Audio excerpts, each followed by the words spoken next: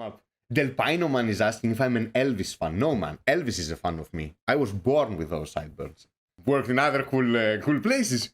But I am a top 1% League of Legends player. And I would bet anyone that I have a collection of skins in the game that is unmatchable.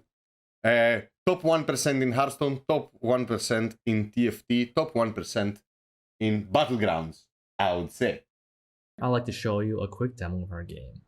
You can see that I'm connecting to my Phantom wallet. So after I'm connected, you'll be able to see my Solana balance and some of the items that I currently have. In terms of running a business, we plan to have two forms of recurring revenue. The first is ticketing for runs. We'll require a consumable entry NFT to be burned in order to play a run with rewards.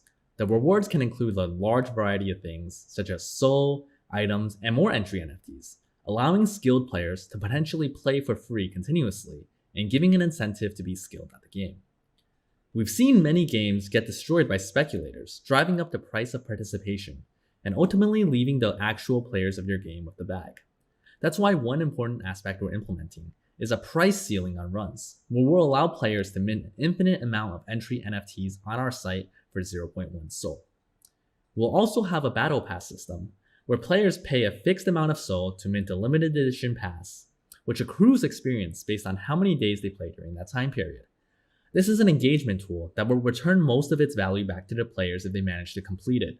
For example, playing 20 days out of a 30-day period, with milestone rewards along the way. We will also have more sporadic streams of revenue, such as cosmetic sales, land sales, etc. To build this, we use the Unity game engine as well as the Solana Unity SDK by Magic Blocks.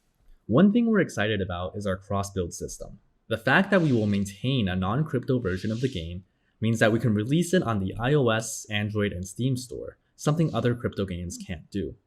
We want to let players enjoy the game without any financial pressure or obligation, and then funnel them to play our Web3 based game on our website if they decide that they want to immerse themselves further.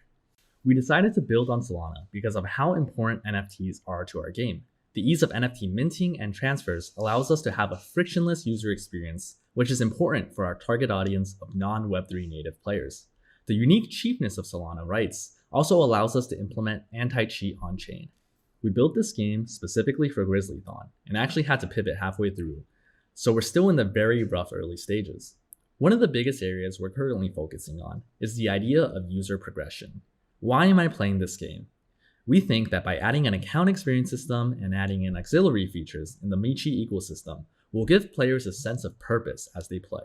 In order to grow our IP, we want to create a fleshed out lore and art pieces for the world of Michi. This also plays back into player motivation. Currently, while we have a fun game loop, there's no overarching story to tie it all together.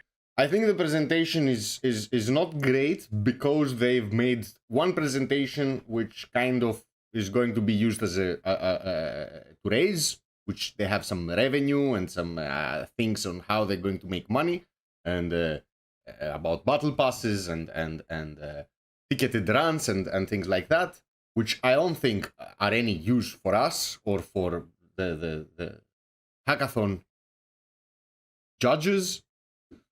I think that this can be two completely different things. One is some gameplay and some explanation of what's happening, because it really looks like a TFT kind of thing.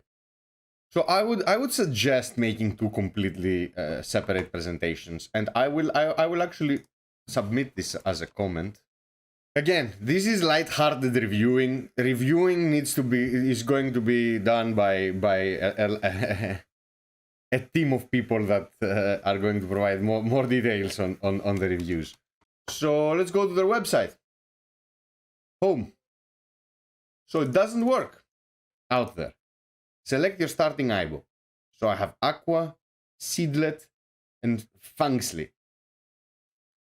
This is such a Pokemon kind of ripoff. You know, it's not like, oh, this is kind of Digimon kind of Pokemon. Oh, this is kind of X-Men with a little bit of... This is like Pokemon. But way, way less quality.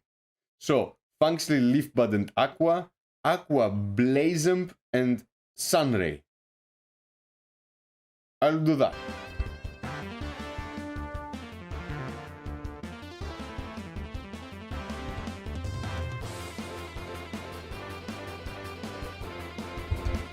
Yeah, let's lower this music. So a couple more comments, and important comments, I think. It needs explanation on how the fight works, who goes first and why. Like, it needs a tutorial that will explain the positioning, the movement, the how each army moves, like which is the order, who attacks first, who goes second.